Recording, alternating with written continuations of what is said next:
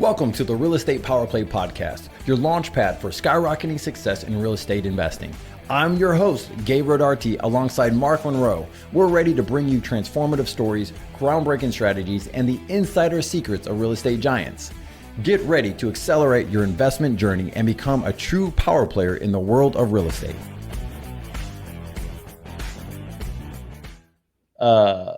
We went live. I didn't know we're going live. And then Mark goes and says, hey, by the way, we're doing a seller call tonight, guys. And I had you on. So guys, that's the uh-oh. So here's a scenario. You got a property that's worth $500,000 that doesn't have any loan or anything. She owns it free and clear. Got it? This is free and clear. The ARV in the neighborhood. She might be hitting it. It might be at 500K. All right. So that's where she wants to be. All right. Now, here's the scenario. You have a seller who has pets that doesn't want to list the property with her living in it. She wants to make sure the pets are taken care of and the pets don't need to be shuffled around. She doesn't want to move out of the property into a B&B or anything like that, so that way she can show the property. And she wants to take the cash from the sale of this property to go buy another property. Okay. So Mark, the genius, creative finance guy, how would you handle that situation? All right. So she has a property free and clear. She wants 500K. Where is she planning on moving?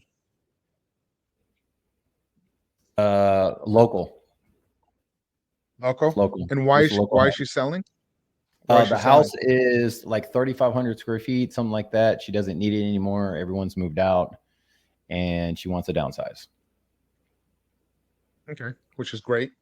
And she wants the cash to buy another property outright? Correct. And does she have any home? Does she have a house already selected where she was looking to buy? Not yet. She has a few, but they've come and gone. Okay.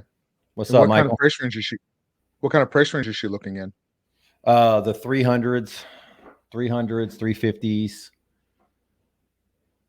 Okay. So she did say that. She goes, look, if I'm wondering, I let her know, you guys heard me say it, that, hey, normally if we are going to buy something like this, it's not going to be at her normal price. And she goes, well, are we talking like 400,000, 350,000? Like, what are you talking about to buy it at a discount? Right. And when you mentioned 400,000, how did she react at that? She didn't react too bad. It wasn't, I was actually pretty surprised. She wasn't like, oh my gosh, you're crazy. She's like, okay. So again, okay, let me just explain this, because this is so funny that it happened during our call, because we were going to talk about something else, guys. So if you have questions, let us know. Let the big man Mark know. Ask on here. This is one of those things that you can't predict, right, Mark? Like, a seller cares more about the convenience of not showing a house while she lives in it because there's pets, because she had a horrible experience. This is all I just got just now. She has a horrible experience from the last sale. The last sale, someone went to go show the property. They threw the dogs in the garage without food, without water, 100 degrees heat, and the dogs almost died in the garage. Okay. Damn, that's some serious stuff. That's some trauma. She's emotional. Yeah. So there's the emotional of it. Yep. So you got the emotional side of it, which is pretty good for a sale, right? I mean, that's what happens on these type of properties. But again, it's one of those things where I would not factor in my mind that's worth me not showing a house without us living in it and dropping 100K in a property, right? On a 500K property. But she's going, that might be something to entertain. All right. So what are some of the options on something like that? Or is this one of those deals, Mark, where you just go, okay, we can't do creative financing on something like this?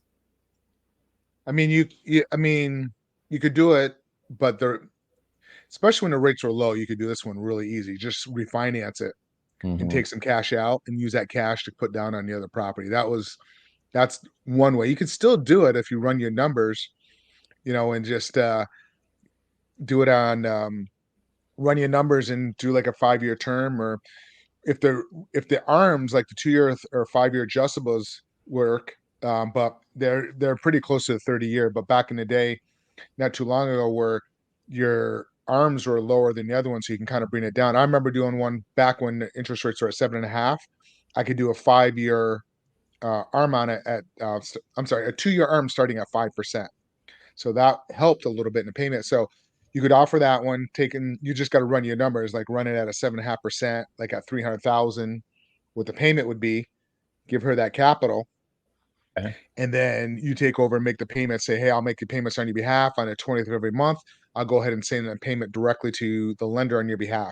So that's one option. But it sounds like to me the cash option is probably the best way going. Just you go in there buying, negotiating it, just getting it down, and she's more worried about the convenience and she's willing to pay it. What are your Right. thoughts? Yeah, I think so. I mean, in this type of property, just looking at the numbers, I think 500 is on the very high side. It's looking decked out. She could probably list it at that. I'm not sure it's going to sell like that in this market. I think that it would probably sell between 470. Probably will be the number that it actually gets closed at. And that means that we would definitely need to come in around like the 300s to 350 if we wanted to go cash.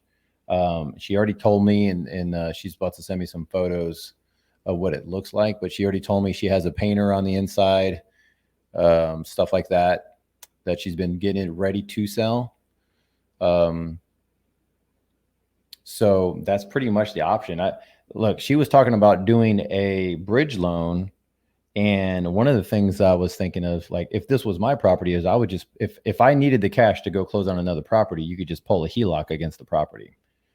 Right. And then you Correct. just take Yep. the HELOC money to go roll it over, and then you move into the new house, and then you clean up the rest of the old house, fix it up, and then sell it on the market. That's the strategy. It's really the one Yep. you probably should do. So do we got any more questions for tonight? Or are we hitting some seller financing stuff? I mean, I would honestly, if she's worried about the dog thing, I mean, she should just do an open house open a house on a Saturday and just take the animals out of the property.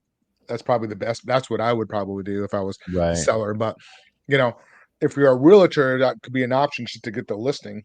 That is an option. Yeah. Or you could also do it as a novation agreement too. Negotiate, something down and offer, some money to take, have somebody come and help her and take the dogs out of the property while you're doing something for a day. That's another option. Like, hey, you know what? Why don't we, you know, pay some money and bring. How many animals does she have?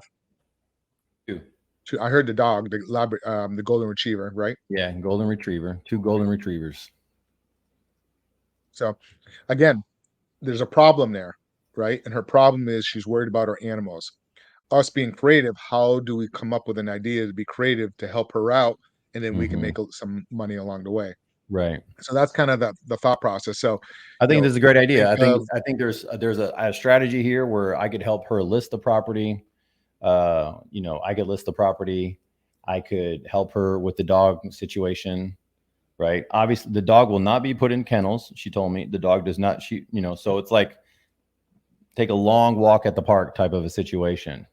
Yeah. Right. Have a dog walker come while they're showing an open house, one that of those period, type and of just things. have. Good news is the weather's changing over here, so it's looking really good. And the other side that people need to see, like all of us, is that the sellers are moving into what they call holiday season. For those who are new, holiday season eventually everything comes to a standstill. Now, you can still close on properties. Just know that when you close on properties, you probably already contracted it out a month ago. All right. You didn't contract this thing 3 weeks ago or 2 weeks ago, or like once that holiday break starts happening, people start going, this is a lot going on. Let me just pause. Now, have I contracted a house on a holiday? Yes, I've contracted on New Year's Day. I've contracted in between that break. I contracted. Yes, we've done those things. However, the closings tend to be around them before or after, not like in the middle. It's just a lot going on, and we're Americans. We love our holidays. Yep. Actually, I got to tell you something. For several years in a row, December has been one of my best months because investors are taking a holiday off themselves too.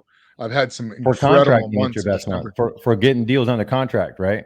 I've Yeah. had some great months, you know, Yeah. You really can good still get months them on under it. 'Cause contract during the month, but as far as the actual closings, it's almost done that too. I've done that too, you know, I because have, for like, we all have, but what I'm saying though is that oftentimes what I've seen people do is push really hard to try to get those closings, and basically they're just waiting around for phone calls. They don't take their vacations, they don't take their breaks, they don't take their and you're waiting for one phone call from a title company that has one person in the office, you know, because everybody else is going to the parties and everything else. You just got to take those things into consideration. If you're expecting for the same speed you get right now, you got to make sure you're on your title company. And there are some out there. We have one that's like that.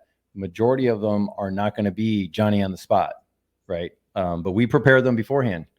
You know, I'll tell them, I'm like, listen, this thing has to close. So who's going to be around? I'll ask the question, like, who's going to be in the office this, this holiday, you know? But anyways, we're starting to get a lot of those. Mark, is the hey, I wanted to get this thing done before the holiday. I got one today. It's a 50K spread that we'll get. But they're like, well, what we're doing is just getting it locked up before all of this stuff, so that way we can start working on the paperwork and getting it knocked out. But she did mention on the phone call, I might just want to wait till the holidays are over.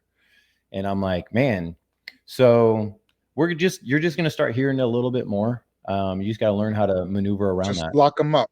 I lock them up. If they want for the holiday, you'll lock up the contract. Like Yeah. literally, you know, at 6 p.m. my time, Eastern Standard, you know, you and I were talking, and I actually jumped on a Zoom call with one of my members and with a seller, really nice guy. This seller was super cool, really good guy.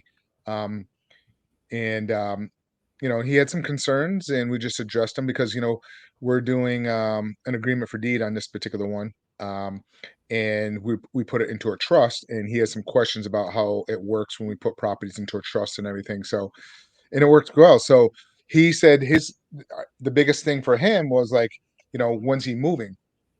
Right? He's like, "Oh my god, am I gonna be ready in 30 days to move?" And I said, "Well, what we'll do is we'll go ahead and do the contract 60 days out.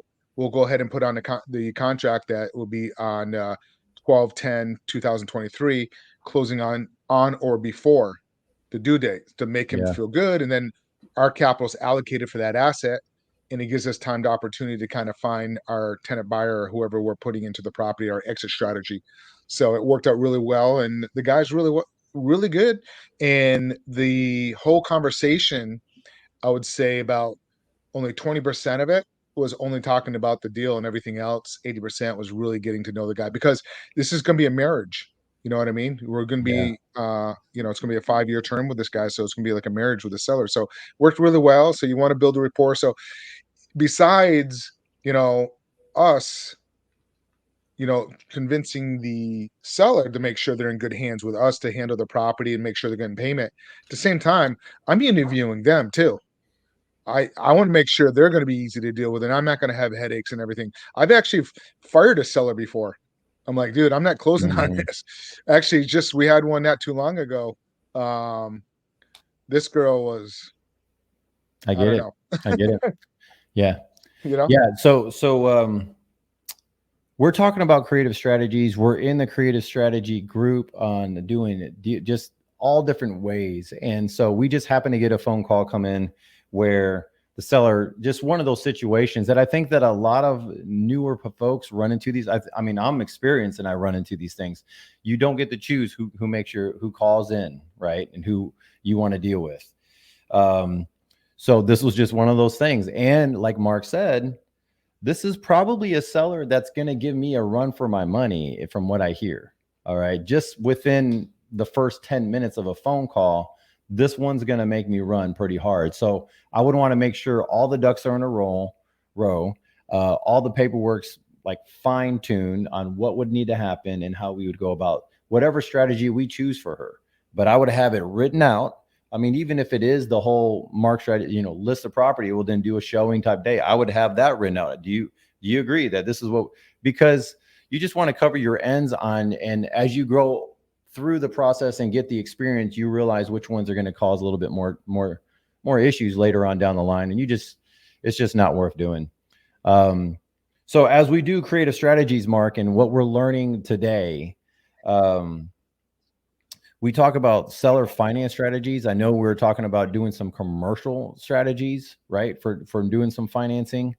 Um, and so to help everyone really grab a bigger level of what we do, um, can you go into like how a sub two would, like just a normal sub two? So we have a situation where we have a seller who has a note for $200,000. The property's worth 270, $280,000 maybe. They need to get some cash to move. How would you go about doing that?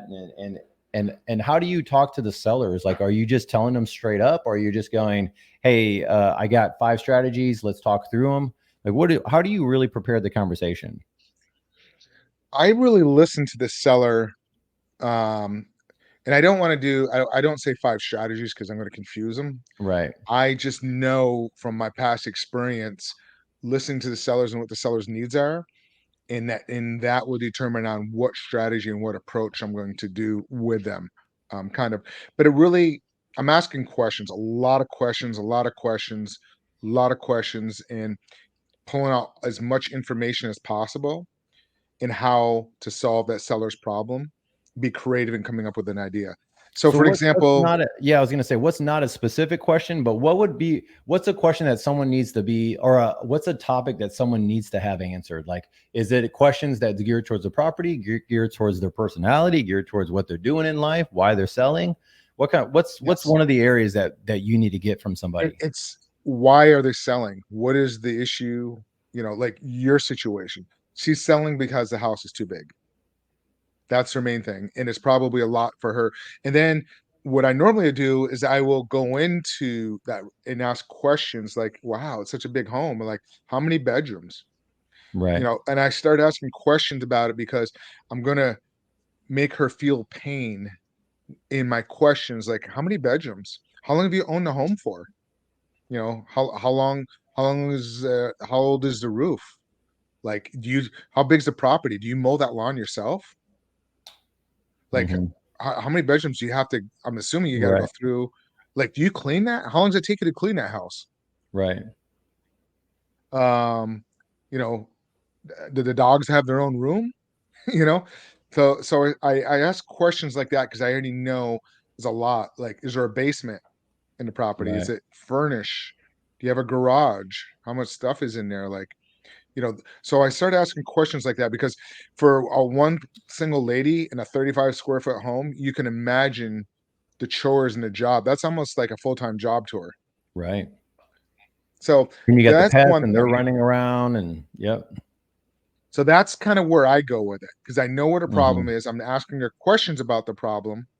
So and it's bringing an emotion up in her Got because it. she's like understanding, like, oh my god, all this stuff, blah blah blah. Like my other half, in a prime example, she had 2 little girls, children, husband, and like, and she'd work and then have to come home and do laundry and like take all the sheets off the bed, put all the sheets back on for the kids. The Right. kids' rooms are a mess on the floor. And now, she sold that, kids are off, and now we're in a 2-unit condo on the water here in South Florida. And it's like, I help her make the bed together, or that type of thing. So it's Right. easier for her because I'm like, wow. And she's like, oh my God. You Right. know what I mean? So that type of thing. So It's so she's much got better. problems there with the dog. What's that? Right. No, you're right. It's so much better. And so that's one of the things you go over is basically you're not trying to like really pinpoint the pain. What you're doing is you're just having a conversation with them around the topic of why they're selling. Now, guys, look, not every phone call you're doing this on the first call. Okay. If you're really good, you can get it all on the first call. Right.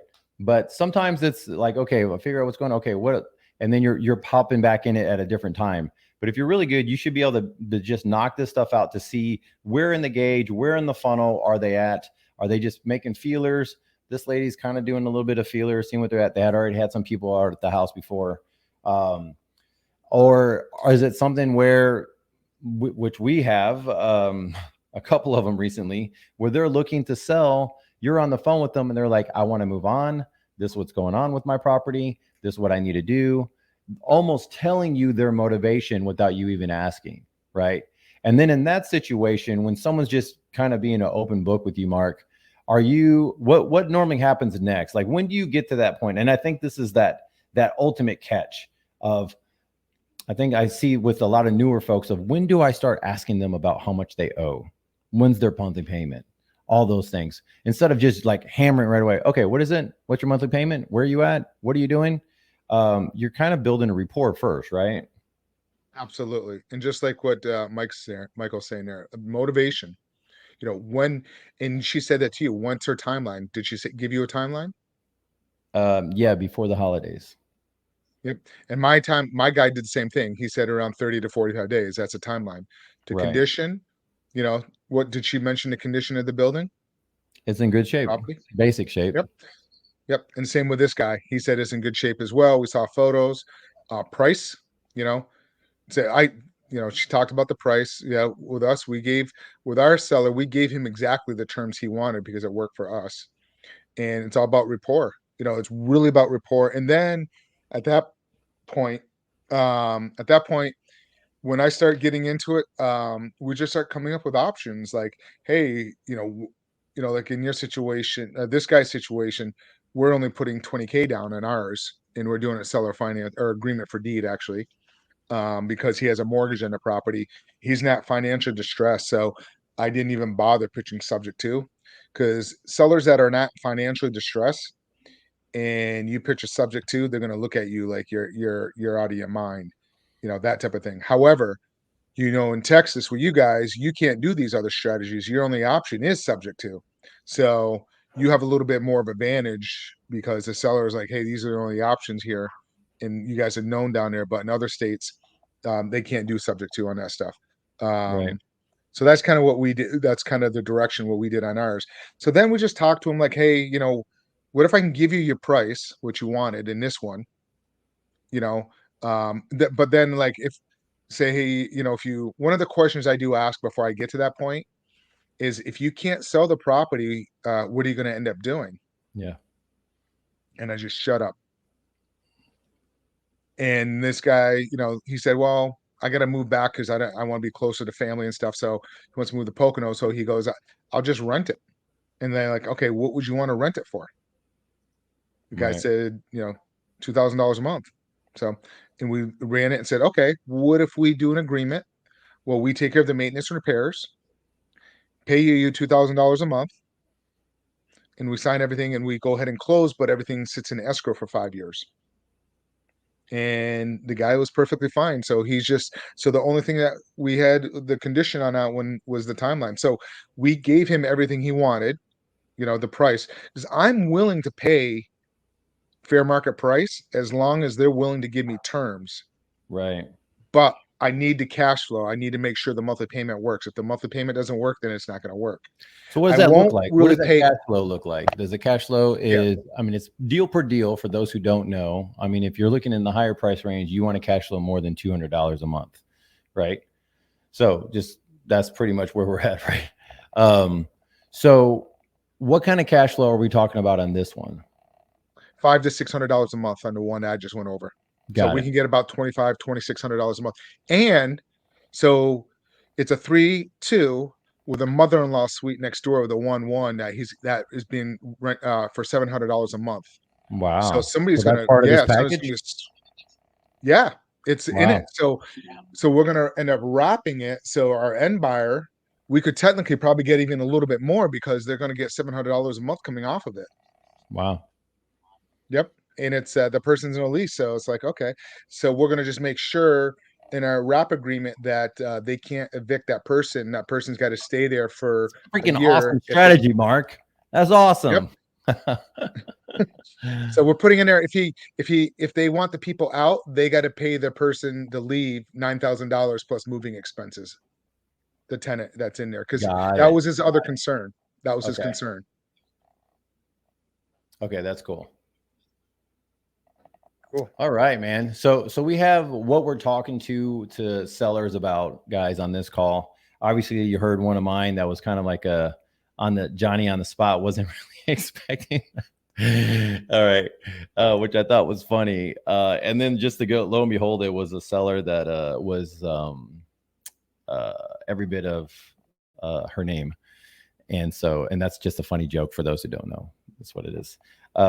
So what else are we going over? So we did that. We went over the different the how we're talking to them. We're going over when do we drop that line of, hey, how much do you owe on the property, and or so how much debt is left on the property, or you're going, oh, okay, so you're still making payments, stuff like that, where they, oh yeah, okay, and it kind of segues. Then the conversation starts shifting towards, they can feel it, you can feel it, the money conversation starts coming into it. Oh, okay, so what is it? Oh, what does that payment look like, Yeah. or what does that payment look like, or the So inflection of usually your I said, voice. hey, yeah. Usually what I say is like, hey, I'm assuming, just like your conversation came up, you know, how to come up with that? You knew she didn't have a mortgage on it.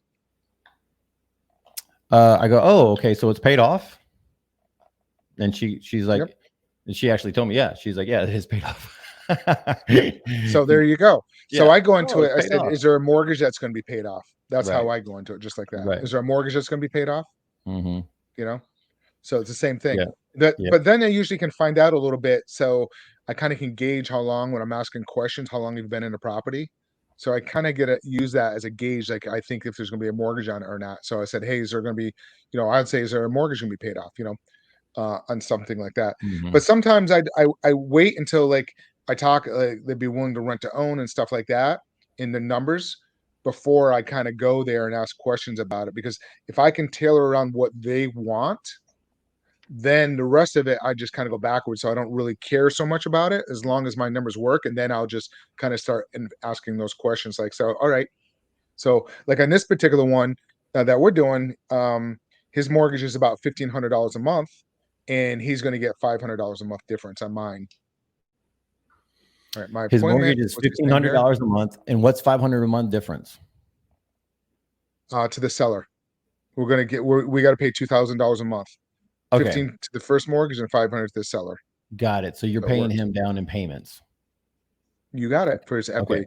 All right, my appointment setter is asking for the mortgage payoff amount for the calculations. That's good. I like that. They don't always answer, but it's about 80%. I like that. Yeah. Love that one. Yeah, it sounds good, Mike. That's Michael. yeah, Um, that's awesome, Mike, man. I like yeah. that one. And that's a VA. So if a VA can do it, that's impressive.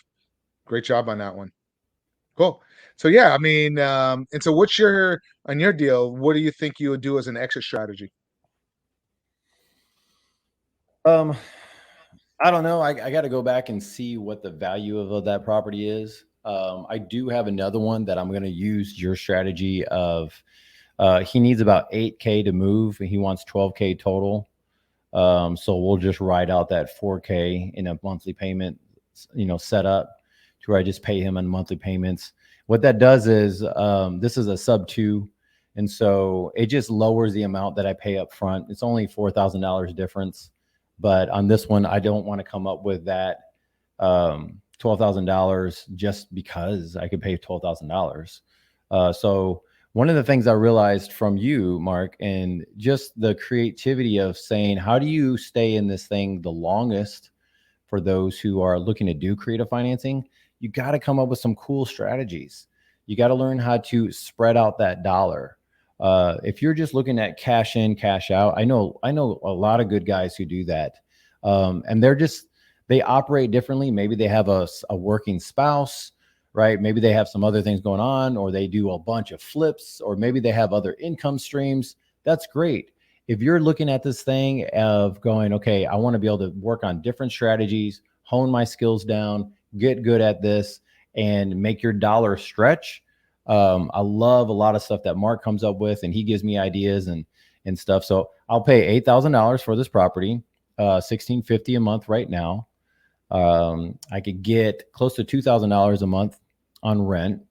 Okay, so I'm just going to take it over, Nice. $8,000, take over the payment. I'm pretty much going to do a seller finance strategy on it, and the strategy is going to get me about 25K down. So once we close, I'll go and get that 12 or that 8K back, and I'm still, finishing out the payments.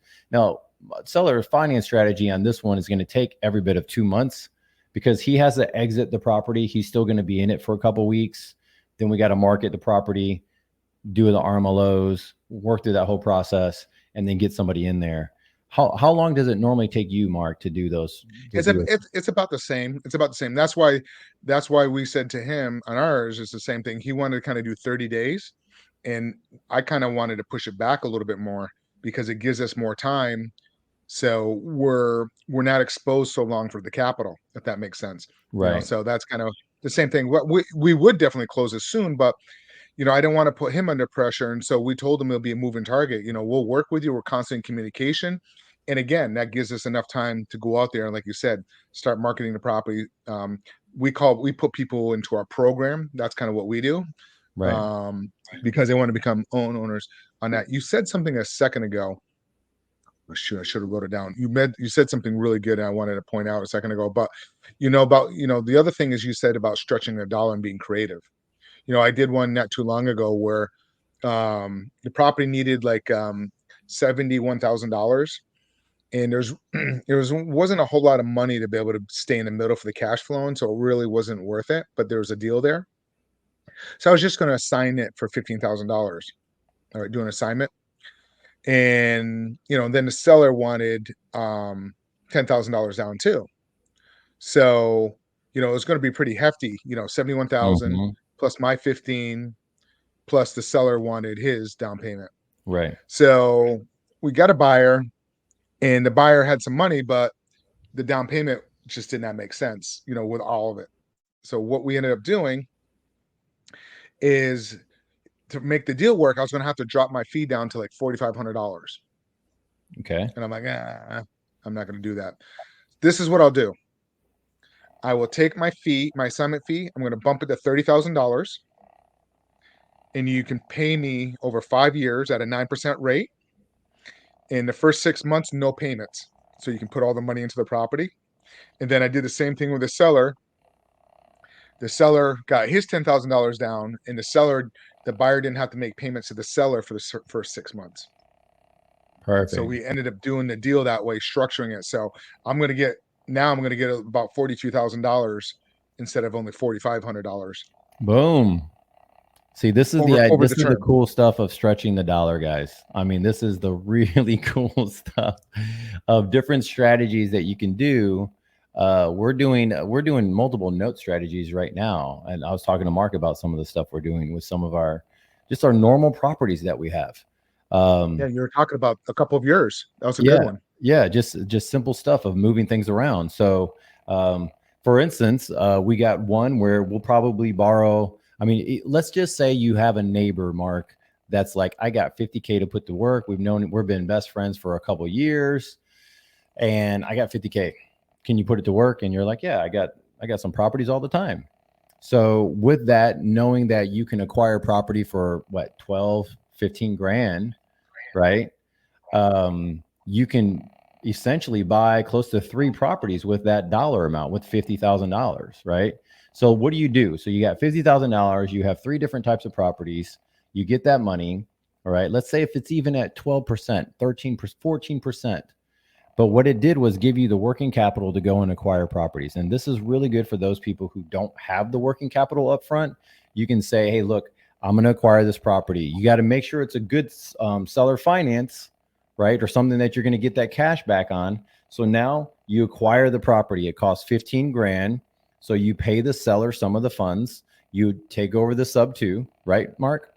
All right. Now you're taking it over the sub 2. And what are you doing next? Now you're positioning it for a rental, or positioning it for seller finance, a wrap? Yep. I don't want to be a landlord. I always like to, I will on multifamily stuff, but single family residential, I don't want to be a landlord. So Mark's wrapping it, or he does a lease option, or different strategies where he's out of the picture. But there's normally upfront cash that's given back to Mark, right, from that end buyer, that end, the person who's living in the dwelling. Well, it could be basically the end buyer. So that could be anywhere from, again, 15,000 up to 25, 30,000, depending on the property. And so now he gets that 30 grand. He pays off the original note that he borrowed from his buddy, pays him his money back. and then Mark pockets the 15 as working capital for the next project. Right, Mark? But you can also that's just one strategy, but you can also, if you don't have the capital and you don't have the neighborhood to borrow money, you can lock some of these up. They're cheap. Like I locked one up for $100, and I locked it for $100 to contract because they had a tenant in the property, and it allowed me to market, and I didn't have to close for 60 days. And and my down payment to my buyer at the time was only $2,400. I did a sandwich lease option because it was 2 months rent, $1,200 and $1,200. But I locked it for $100. I went and marketed it to find a tenant buyer. The rent to my tenant buyer is $1,500 a month, and they gave me first month, last month in security, plus 3% of the fee down. So I got a little bit more than $11,000 down from my end buyer. And out of that, I had to give $2,400 to my seller, and I got made roughly about, I think, what, $8,600 somewhere on that deal when I was all said and done. Nice. And I only cost me $100 to lock that thing up. That's cool. You know, that's cool. We got one right now that someone like one of our JV partners sent us a deal, and there's an old or not an old, but a family member is in the home that doesn't want to leave the property. Right. So everybody's scared of this thing. No one wants to acquire it, but it's a decent deal. It's nothing that's crazy, but it's a decent deal. And listening to what you're saying is that it's an option for us to go in and say, oh, you know what? Well, let's lock it up, but let's put a different timeline on it. Right. Instead of a timeline of let's just go and buy it right now. Let's lock it up. Let's go through, and I'll help go through all the stuff, but this is what I'm going to acquire it at, obviously at a discount because I got to go through all the legal matters. And then I'll work through the process of getting the person evicted, or not evicted, but getting rid of the squatter, doing all that jazz, which could take 60 days, could take 90 days. But at least my money's not just waiting, right? And that's one of the things is just you don't want your money just paying out interest on something that you're not cash flowing on. That's not a wise investment. But learning these strategies, guys, is really fun. And Mark, we're about to hit our 1 hour mark on this thing. And so if you guys have any questions, we're going to do this more often than what we thought. So, and this is fun. So, you know what's something, what real quick about your squatter. I had a buddy, he's a landlord. He had a squatter in one of his properties. He didn't know this guy, supposedly didn't know this guy. So a squatter ended up squatting inside the tenant's property. Squatter is squatting inside the tenant's property. What does that mean? Because there's, the owner of the property is, he can't do anything. But the tenant has more rights, right? Right. So but the tenant won't leave the property, correct? Right. So while that tenant was gone, another squatter came into the property and took possession and lived it with the other person. So there's two squatters. Oh my gosh. The one squatted originally, and then another one went in behind it and made it. Just call in a different squatter. It worked because everybody chase everybody out. The squatters got those rights. Right. That's true. Oh my gosh. All right, guys, that's it for tonight. Mark, you're awesome. I appreciate it, dude. You got anything to sign off on? No, it's always a pleasure. If anybody's got any questions, hit either Gabe up. He's down in the Texas market. And if you have any questions or anything, reach out to myself. The whole East Coast of America, Mark has got it made. Gabe, always a pleasure, my man. All right, talk to you later. Peace. We'll talk to you later. Take care. Peace out. Good night, all.